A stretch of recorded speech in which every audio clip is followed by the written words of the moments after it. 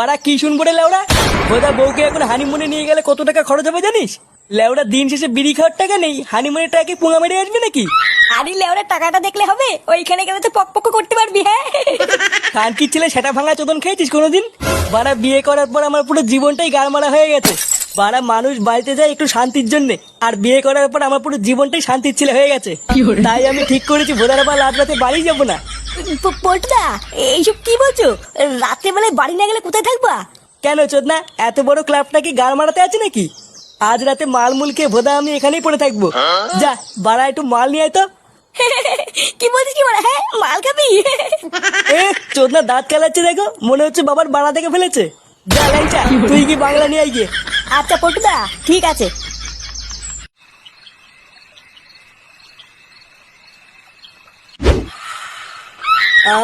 বাড়া শান্তি। বাড়া বাড়ির বউয়ের ক্যালকাল শোনার থেকে মাল খেয়ে পড়ে থাকা বেশি ভালো।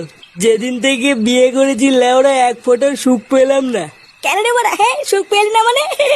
গুপ্ত সমস্যা আছে নাকি? হ্যাঁ কি বললি শান্তির ছেলে? আমার গুপ্ত সমস্যা আছে? পল্টুদা রেগে যেও না, ফুটো মজা করছে। বাঞ্চর যদি নেশা না হতো না, এখনই আড়ালে নিয়ে গিয়ে তোকে পোদ মেরে দিতাম, দেখতিস। বাড়া আজকে নেশাটা একটু বেশি হয়ে গেছে। পল্টুদা একটা জরুরি কথা আছে, তোমাকে তো